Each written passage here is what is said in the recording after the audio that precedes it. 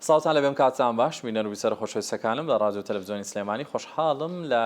پرۆگرامێکی دیکەی ئێوارە سلێمانی دەمەدی دەنیتان لە سەروبەندی کاتی بانگەشەی هەڵبژاردننی بۆ پەرلەمانی قسان خولی شەشەمی پەرلەمان کە دەزانین گەیشتوونیتە ناوەڕاستی کاتی بانگەشەکردن و دەماوێت بپرسین کە ئایا بە شوەیەکی دروست تاوەکو ئێستا بانگەشە گەیشتۆتە گوێ و چاوی دەنگدەر و هاوڵاتیانی کوردستان و ئەوەی کە دەکرێت لە ئێستادا لە نێوان قەوارە سیاسیەکان و ئەو لایەنانەی کە بۆ پاڵەوراوەتێکە خۆیان ئامادە دەکەن بەو جۆرەی کە بانگەشە دەکەن بۆ کاندیدەکانیان شێوازە دروستەکەیە یا خۆت بجۆرێک لە جۆرەکان دەبینین لە نێوان ڕکابەتێکان بەرەو دوژمنایەتێک ڕۆیشت و هەندێک قسەی ڕق و هەروەها ئەزێدانی کەسایەتی دیارەکانی نێوانی یەکتری و دەبێت چۆن بێ و هەروەها ئەو ڕێساو یاسایانەی کە لەلایەن کۆمیسیۆنەوە دانراوە ئایا وەکو خۆی جێبەجێ دەکرێت بۆ زۆر بابەتی زۆر قسەی دیکە لەم بابەتە لەگەڵ میوانی بەڕێز و پسپۆرم کە لەم ئێوارەیەدا گفتوگۆ دەکەین و کە بەڕێزیان دڵشادنامێق میوانمانن و هەروەها سەرۆکی ڕێکخراوی چاوی کوردن سەبارەت بە هەم ڕێکخراوەکان هەم باسی بانگەشە و ئەو دۆخەی ئێستا هەیە هەندێک پرسیارمە هیوادارم وەڵامەکانی هەمان ئەو پرسیارانی ئێوەش پڕ بکاتەوە کاک دڵشاد زۆر خۆشحاڵم ئێوە دەبینم لەگەڵ ئێوە بەخێر بێن زۆر سپاس سڵاو لە ئێوە و لە بینەران و بیسەرانی ئێوە زۆر سپاس خۆشحاڵم من زۆر زیاتر خۆشحاڵم شێواز و زمانی بانگەشە لە کوردستان و هەروەها سەروبەندی بانگەشە بۆ خولی شەشەمی پەرلەمان لەم پرۆگرامە قسە و باسمان دەبێت و مەبەستمە چەند پرسیارێک لەو بارەیەوە ئاڕاستی بەڕستام کەم بەڵام وەک سەرەتا و دەستپێکی پرۆگرامەکەم بۆ ئەوانەی کە ئاشنانین بە پێی پێویست لە سەر بە ڕێکخراوی چاوی کورد و کوبایۆی ناوەندی چاوی کورد ناوەندی چاوی کورد ببورن وەک ڕێکخراو ڕاستێکی لە لای من هەبوو ناوەندی چاوی کورد دەمەوێت کوبایۆک بزانین کەی دامەزراوەوە ئامانجی سەرەکی کارکردنی چییە و دەوێت چی ئاڕاستە بکات بەڵێ سڵاو لە ئێوە و جارێکی تر لە بینەران و بیسەرانی ئێوە سپاس بۆ ئەوەی کە کاتان بە ئێمەداوە بۆ قسەکردن لەسەر بابەتێکی گرنگ کە بابەتێکی پەیوەست بە هەڵبژاردنە کە مەسەلەی بانگەشەیە و سەبارەت بە ناوەندەکە ئێمەش ناوەندی چاوی کورد بۆ پەرەپێدانی سیاسی لە ساڵی 2010 دامەزراوەوە ئەم ناوەندە مۆڵەتی فەرمی حکوومەتی هەرێمی کوردستان و وزارەتی ناوخۆی هەیەەوە کار و چالاکیەکانی وەک لە ناوەکەیە دیارە لە مەسلەی بابەتی بەدواداچوونی پرسە سیاسیەکان و پرسە فکری و ئەکادیمیەکان بانی خوێندنەوەی ئەکادیمی بۆ ئەم بابەتانەوە بەدواداچوونی سەطحینە ئەوەی کە مەسەن ڕووکەش ببینی بەڵکو بەدواداچوونی ورد و کۆکردنەوەی زانیاری و پاشان گەیشتن بە دەرەنجام تایە کە مەسەلە سیاسیەکان و مەسە بابەتە فکریەکان و بابەتە ڕووناکبیریەکانەوە لە بوارە سیاسیەکە زیاتر کار ئەکا و بابەتانی کە پەیوەندی هەیە بە دۆزی کورد و کوردستانەوە لە هەر کوێیەکی دنیا بێ و لە هەر کوردێک بێ و لە هەر شوێنێکی پارچەکانی کوردستان بێ زیاتر احتیمام و گرنگیمان بەم بابەتانەیە و خۆشبەختانە کۆمەڵێک توێژەر و نووسەر و خاوەن قەڵەم متمانیان بە ئێمە کردووە و بابەتەکانی خۆیان لای ئێمە بڵاوەکەنەوە مینبەرەکانی ئێمە بەکارێنن بۆ بابەتەکانی خۆیان وەکوتم کارکردنی ئێمە لە بواری نەتەوە سازی و نیشتیمان سازیایەوە هیوادارین توانی بێتمان کلۆجێک و شوێنێک پڕ بکەینەوە وادارین دەسەکانتان خۆش بە سەرکەوتوو بن کاک دڵشاد هەر لە ناوی ناوەندەکەتانەوە دەمێ بپرسم کە چاوی بینەری ئێمە و گوێی بیسەری ئێمە بۆ ئەم بانگەشەی خولی شەشەمی پەرلەمانی کوردستان ئایا بە شێوەیەکی دروست یاخود شێوازە دروستەکەی پێی دەگات ئەو بانگەشەی کە دەیبینین ئێستا لەسەر شەقامەکان بە هەموو جۆرەکانیەوە لە میدیا و دیجیتال میدیا و بە هەموو جۆرەکانیەوە ئەوەی کە بینەری ئێمە پێی دەگات جۆرە دروستەکەیەتی یاخود بەڵێ خۆی لە ڕاستیە بانگەشەی هەڵبژاردن قۆناغێکی گرنگی پرۆسەی هەڵبژاردنە لە ئەو قۆناغەیە کە تایە قەوارە سیاسیەکان بە چەند قۆناغێک محاولە ئەکەن بۆ تەثبیتکردنی قورسایی و سەنگی خۆیان یەکەم هەوڵ ئەدەن کە ئەو دەنگە سابتانەی کە هەیەە بیهێڵنەوەەوە لە دەوری خۆیان بە تەواوی بیهێڵنەوە و پاشان قۆناغێکی تر ئەوەیە کە ئیش ئەکەن لەسەر ئەو دەنگانەی کە لەمانەوە نزیکن بە تەواوی قەناعەتیان پێ بکەن کە لەگەڵیانە بن و پاشان ئەو دەنگانەشی کە هی کەس نییە و پێ ئەو تێدەنگی خۆڵەمێشی کاریگەریان لێ بکەن و زۆرترین ژمارەیان لێ ڕابکێشن بۆ خۆیان لەبەرەوە ئەم قۆناغە تاوکەرێکی گرنگی پرۆسی هەڵبژاردنەکەیە و هەر ئەم قۆناغە لە ڕاستە سیمایەکی گرنگی پرۆسی هەڵبژاردنەکەی چونکە لەم قۆناغەیە لایەن و قەوارە سیاسیەکان کارکتەرە سیاسیەکانی ناو قەوارە سیاسیەکانیش خۆیان نمایندە ئەکەن یا خۆ بڵێن نمایش ئەکەن بۆ خبینەر و بۆ گوێگر و بۆ دەنگدەر و بۆ هەموو هاوڵاتیان چونکە بەڕاستی ئەوانەی کە ئەوان ئەبینن ڕاستە دەنگدەرەکانن بەڵام غیری دەنگدەرەکانیشیان بینن یعنی هەموو ئەو کەسانی کە هاوڵاتی وڵاتەکەن بەوانەی کە مافی دەنگدانیان هەیە و بەوانەی کە مافیان نییە و تەمەنیان نەگەشتوتە مافی دەنگدان شاهیدی پەیام و گفتار و ڕفتارەکانی کەسایەتی و لایەنە سیاسیەکانە بن بۆیە ئەم قۆناغی خۆنمایشکردنی قەوارە سیاسیەکان و کەسایەتی و کارکتەرە سیاسیەکانە بۆ دەنگدەرەکان و بۆ جەماوەری خۆیان و بۆ جەماوەرێکیش کە ئەیانەوێت کاریان لێ بکەن بۆیە ئەگەر ئەم مەرحەلەیە بە شێوەیەکی هێمن و دیموکراسیانە و بە شێوەیەکی مستەقیر بە سەقامگیر تێبپەڕێ و بە شێوەیەک بێ کە یەکتر قبولکردنی تیابێ ئەو نیشانەی ئەوەیە کە ئەتوانرێت دەرەنجامی هەڵبژاردنەکەش قبول بکرێت و هەڵبژاردنێکی دیموکراسی و نزیک لە پێوەرە جیهانیەکان بەڕێوە بچێەوە دەرەنجامەکەشی لایەنە سیاسیەکان قبولی بکەن بۆیە چەند لە ڕاستیە چەندێک چاو لەسەر هەڵبژاردنەکەیە زۆر جار ئەوەندەش چاو لەسەر بانگەشەی مەرحەلەی بانگەشەی هەڵبژاردنە بەڵێ شێوازی بانگەشەی هەڵبژاردنەکەیەوە ماوەی بانگەشەی هەڵبژاردنەکەیەوە پەیامەکانی ناو بانگەشەی هەڵبژاردنەکەی ئەوەی پەیوەندی هەیە بە کوردستانەوە لە ڕاستیە کۆی قەوارە سیاسیەکان لە هەرێمی کوردستان ینی بە یەکتر ئاشنان لە هەرێمی کوردستان هەرێمێکی زۆر ینی وڵاتێکی زۆر گەورە نین و ژمارەی دانیشتوانمان زۆر زەخم و ئەوە نییە کە مەسەن لایەنە سیاسیەکان زۆریان پێویستیەوە بە ئەوی خۆیان بناسیێنن و لەگەڵ ئەوە ژمارەی دەنگدەرەکانیش لە ڕاستی دیسان زۆر نییە و ئێستا سیستەمەکەش گۆڕاوە بۆ 4 بازنە و ئەم 4 بازنیش کەواتە هەر دەنگدەرێک لە هەر کاندیدێک لە بازنەیەکی دیاریکراوە ڕیکلام بۆ خۆیەکە کە دیسان جارێکی تر فرسەتی بواتێتە پێشەوە کە بازنەکە بچوو کراوەتەوە و باشتر کاندیدەکان و لایەنە سیاسیەکان ئەناسەر لەبەر ئەوەی کە فرسەتی ناسینی لایەنە سیاسیەکان و قەوارە سیاسیەکان و کەسایەتی و کارکتەرە سیاسیەکان بۆ هاوڵاتی و دەنگدەر فرسەتێکی زۆرەوە باشی یەکتری ئەناسن بۆیە ئەبینین چاوەڕان ئەکرێکە ئەم لایەنە سیاسیانە خیتابیان لە یەکەوە نزیک بێ و خیتابیان زۆر لە یەکەوە دوور نەبێ و لە ڕاستیە قەزیە ئەساسیەکانی میلەتی ئێمەش قەزیەکان و دۆزە ئەساسیەکانی میلەتی ئێمە هەم لەسەر ئاسی نیشتیمانی و هەم لەسەر ئاسی بازنەکانیش ناوخۆیی دیسان کۆمەڵێک قەزیەن کۆمەڵێک بابەتن کە پەیوەندی هەیە بە هەموو شەریحەکانی کۆمەلگاوە پەیوەندی هەیە بە هەموو تاکێکەوە و ئەوە نییە مەسەن دەنگدەری لایەنێک لێ بێبەری بێ یاخود جۆرێک لێ پارێزرا بێ و دەنگدەری لایەنێکی تر بۆیە بورە بە تەواوی بکەم بۆیە بەم پێودانگە کەواتە خیتاب و شێوازی بانگەشەکردنی لایەنە سیاسیەکان وها چاوەڕوان ئەکرێ یاخود ڕاستیەکەی ئەمەیە کە تا حەدێکی زۆر لە یەکەوە نزیک بێ بەڵام بە جیاوازی میکانیزمی کارکردنیان مەسەن لە کوردستان ئێمە قەزەیەکی نیشتیمانی و نەتەوەیمان هەیە کە لە چوارچەوەی عێراقایە و مەسەلەنێک کۆمەڵێک مافی دەستوریمان هەیە کە بە تەواوی جێبەجێ نەکراون و ئەمە هەوڵی حکوومەتی هەرێمی کوردستانە جا حکوومەتی هەرێمی کوردستان ئەو ئێستا ئەم لایەنانە بۆ ئەوە هەوڵ ئەدەن کە پێگەیان لە حکوومەتی هەرێمی کوردستان هەبێ ئیتر ئەمە ئەرکی حکوومەتی هەرێمی کوردستانی ئێستا و داهاتووشەکە ئەم مافە دەستوریانە بۆ کورد بۆ خەڵکی کوردستان بنەجێ بکات تەثبیت بکە کە مادام ئەمە کەواتە هەموو حیزبەکان ئەمە ئەرکی سەرەکیانە بەڵێ خاڵێکی تر مەسلەی گوزەران و مەسلەی باشکردنی گوزەران و باشترکردنی دادپەروەری و بەڕێوە معنی باشترکردنی تەوزیعاتی داهات و باشترکردنی خزمەت گوزاریەکان و بەرەو پێشبردننی خزمەت گوزاریەکان ئەمەش لە ڕاستیە هەموو لایەنە سیاسیەکان چاوانەی کە ئێستا لە حکوومەتن چاوانەی ئەیانەوێ لە داهاتوو بچنە حکوومەتەوە ئەرکی ئەو حکوومەتەیە کە ئەم ئیشانە بکە بۆیە بە بڕوای من سەرڕای ئەوەی کە داواکاریەکان لە یەکەوە نزیکن ئەساسی دۆسیە و قەزیەکانمان یەکشتن و لە کۆتاییشە زۆرینەمان یەک نەتەوەین و زۆرینەشمان یەک ئاین و یەک بیر و ڕاین و هەمووشمان بەیەکەوە مەسەن کوشتەی سیستەمێکی سیاسی داپڵۆسێنەری بۆک بەعز بووین بۆیە سەرڕای ئەم نزیکیە لە یەکەوە بەڵام خیتابەکە تا حدێکی زۆر بەرەو ئاسی پۆپۆلیستی و شعبەویەت و فرسەت تەڵەب ئەچێت لەوەی کە دەستدانان بێ لەسەر کەم و کورتیەکان و دۆزینەوەی چارەسەر و نمایشکردنی چارەسەر و خستنە بەرچاوی چارەسەری ورد بێت بۆ کەم و کورتیەکان کاک دڵشاد لەسەر هەمان ئەو ڕوونکردنەوەی کە بەڕێزەدات بۆیە دەبێت ورتر ئەوە بپرسم لان و قوارە سیاسەکانی ئێمە تا چندێک وەکو هاوکارێک و هاوبەشێک لەم پرۆسیا دروستکردنی کە دواتر دروستکردنی پەرلەمانێکی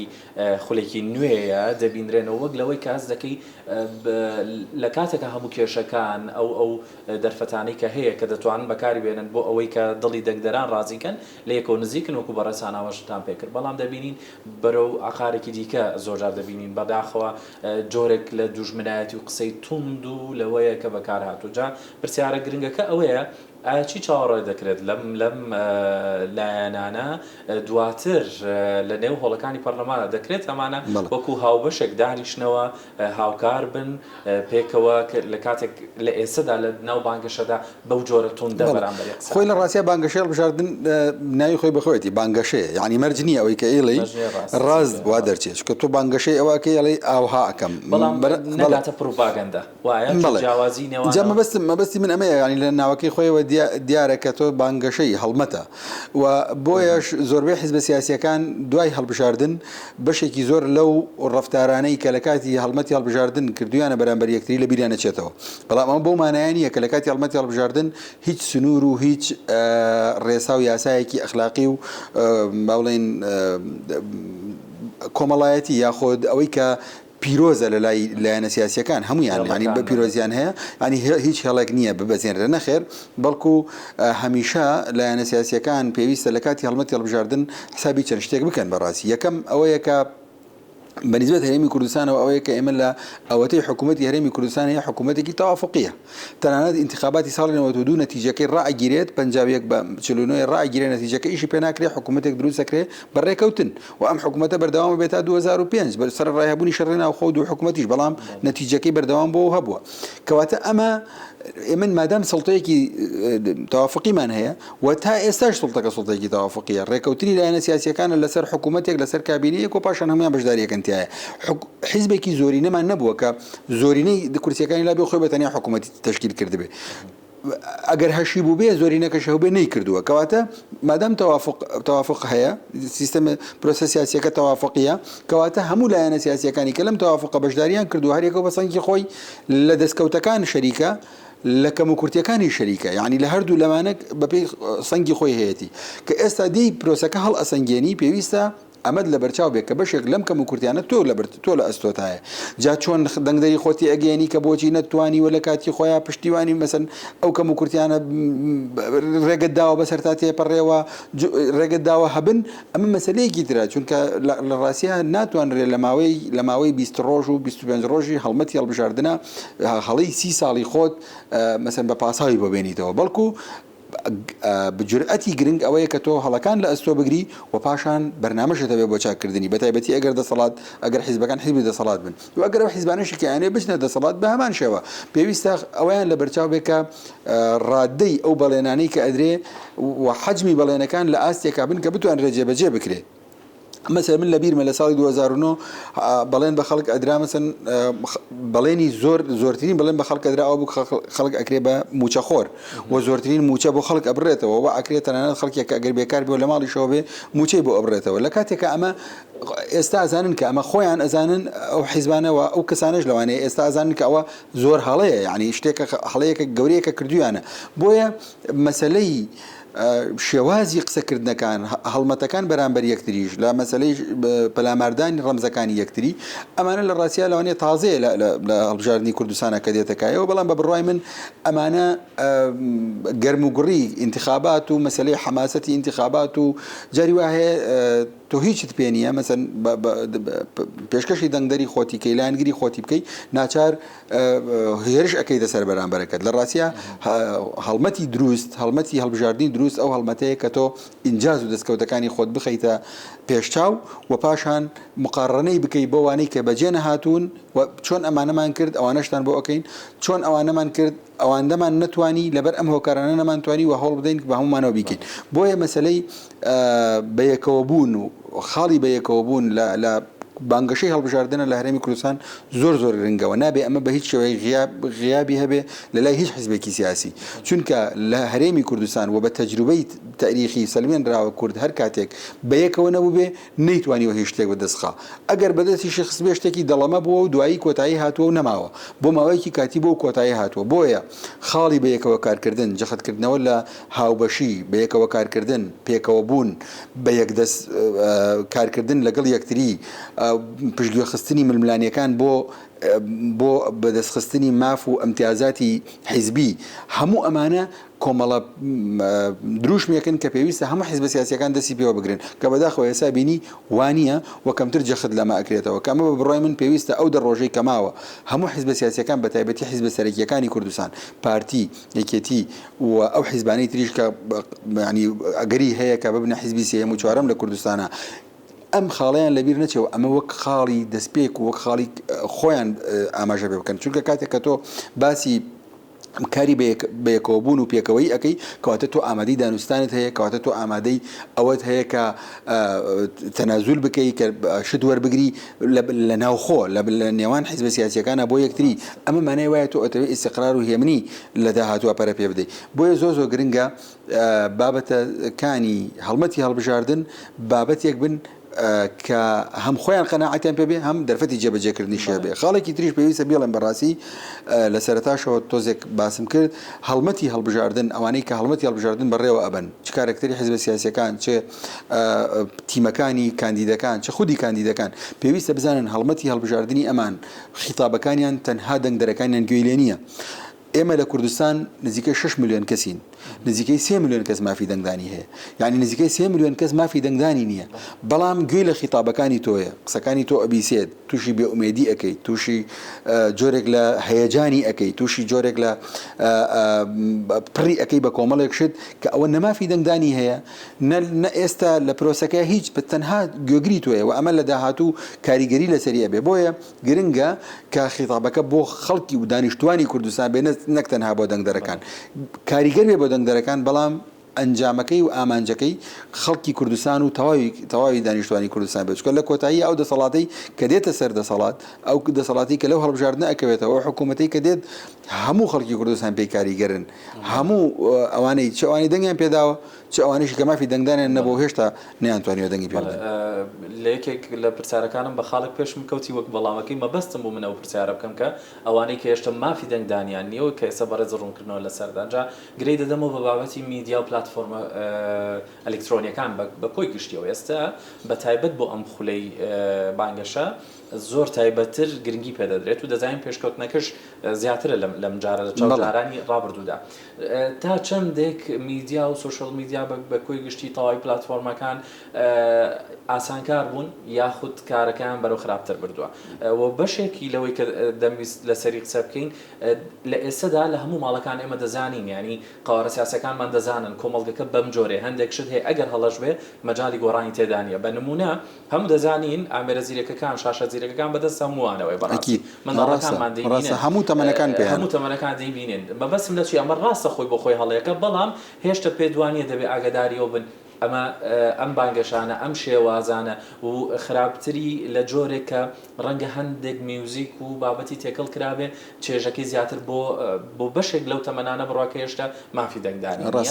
و لە دیدگە و لەمان دەمێنێتەوە چەندێک پێویستە لایەن سیاسەکان بە ئاگا بن ئەوەی ئەمڕۆ دەیبینێت کە مافی دەنگدانی نیە بەڵام ڕەنگە بۆ خولی داهاتوو دوو خولی دیکە ئەویش مافی دەنگدانی دەبێ و ئەو کاریگەریە پێویستە لە ئێستا بیری بەڵێ ئەکید ئەمە بابەتێکی گرنگە وەڵام من پێم وایە ینی من پێشنیاریشتان بۆ کەم ئەو خەڵکانی دەروونناس و کۆمەڵناس بێنن بە مجەڕەدی قسە لەسەر ئەمە بکەن ینی من ئێستا قسە لەسەر هەڵبانگەشەی هەڵبژاردننی لایەنە سیاسیەکانەکەین ینی باس لە پرۆسەیەکەکەین بە مجەڕەد لە هەموو لایەنە سیاسیەکان ئەڵێن بانگەشەکە پێویستە ئاوا بێ لە ڕاستیشە ئەمڕۆ هەموو کەسێک بۆ خۆی ینی میدیایەکی لەبەردەستایە کە قسەی لێوە بکات بەبێ ئەوەی بیەوێ یانەیەوێت مادام مۆبایلی زیرەک بەکارهێنێ دنیایەک معلوماتێتە بەردەسی کە بەشێک لەم معلوماتانە ئێستا بە نسبەت بانگەشەی هەڵبژاردنەوە پەیوەندیەکی تەواو ڕاستەوخۆیان هەیە بە بانگەشەی هەڵبژاردن و بەکارهێنانی کاندید و لە حیزبە سیاسیەکان بۆ پلتفۆرمەکانی سوۆشال میدیا کاتێک کە ئەمان ینی زۆرترین تەرکیزی لایەنە سیاسیەکان و تەنانەت کاندیدەکانیش لەسەر سوۆشال میدیایە تەنانەت ئەو بەرنامانەشی کە لە تیڤەکان و لە کەناڵە ئاسمانی و ناوخۆیەکان یەکەن جارێکی تر دووبارە بەکاری هێننەوە لە سوۆشال میدیا و لەوێ هەوڵ ئەدەن کەسبی دەنگ و کەسبی لایک و کۆمنت و ڕاکێشانی خەڵکی پێ بکەن مادام ئەمە هەیە و مادام ئەمە ڕێگەی لێ ناگیرێ بۆ دەگات دەست هەموو تەمەنێک دەچێتە ناو هەموو خێزانێک و هەموو کەسێک پێی کاریگەر ئەبێ وەکوتم کە ناچارە مادام بەکاری هێنێ کەواتە پێویستە بە ئاگاییەوە ئەم حملەیە بەڕێوە ببرێ هەم لە ڕووی خیتابەکە نەوعی خیتابەکە کە خیتابێکی هەیەجان ئامێزی تند و تیژ ئامێز نەبێ کە بەرەو ئەوە بڕوات جۆرێک لە تونوتیژی ڕەوایەتی پێ بداوە خاڵێکی تر ئەوەیە کە خیتابێکی ناومێدکەر نەبێ خیتابێک نەبێ کە تاکی ئێمە هاوڵاتی ئێمە چ ئەوانەی کە دەنگدەرن چ ئەوانەی دەنگدەرنین ناومێدی بڕۆن وا بکەن کە مەسەن وا بزانن کە دەنگدان بکرێ و نەکرێ هیچ لە مۆزعەکەیان ناگۆڕێەوە ئەوان تووشی ناومێدی بن لە پرۆسی سیاسی لە مافەکانی خۆیان لە داواکاریەکانی خۆیان لە ئایندەی خۆیان و خاڵێکی تر ئەوەیە بەڕاستی مەسائلی نەتەوەی و نیشتیمانی کەم بابەتی زۆر گرنگن و هەموو حیزبە سیاسەکانیش ئەرکیانە و هەمووشان ینی ئەو بابەتیان ئەو بابەتە هۆکاریمانەوەی ئەوانە بابەتی نەتەوەی و نیشتیمانی لە بانگەشەی هەڵبژاردنە گرنگی پێ بدرێ بایەخی پێ بدرێ چونکە تۆ نەوەیەک لە ڕێیە کە پێویستی بەمە هەیە لەسەر ئەم بابەتە ڕای بێنی و پەروەردەی بکەیت پێمەڵی هۆکارەکانی بێ ئومێد بوون و ئەوانە زۆرترە ڕاستە بەڵام ئێتۆ ئیشت چییە لە کاتێکا تۆ ئەتەوێت حکوومەت بگریتە دەست بەشدار بی لە حکوومەتە بۆ بەبێ ئومێدیەوە بەتەمای دەنگت پێ بدا بۆ ئومێدی پێ نابەخشی بۆ ئەوەی دەنگت پێ بدا ئومێدی نەتەوەی و نیشتیمانی نەک فڵان حیزب لە ئەبم و فڵان حیزب ئەهێنم فڵان کارکتەر دێت و فڵان ئەمانە کارکتەرن بەڵام نەتەوە و نیشتیمان ئەمێنێتەوە و ئەمانە تۆ هەرچی بکەی هەر کوردی هەرچیشکەی هەر خەڵکی ئەم کوردستانەی بۆیە گرنگە کوردستان ئەی تۆ بەرنامەت چییە بۆ کوردستان بەرنامەت چیە بۆ کورد بەرنامەت چیە بۆ نەتەوە و نیشتیمانی لەبەرەوە گرنگە ئەم بابەتە هەرچۆن بابەتە نەتەوەی نیشتیمانیەکان زەق بکرێتەوە وە باشتریش بکرێ بە میکانیزمی ئاشتکردنەوەی هاوڵاتی لەگەڵ کیان و قەوارە سیاسیەکان خاڵێکی تریش بڵم لە ڕاستیە هەر لەو بابەتە مەسەلەی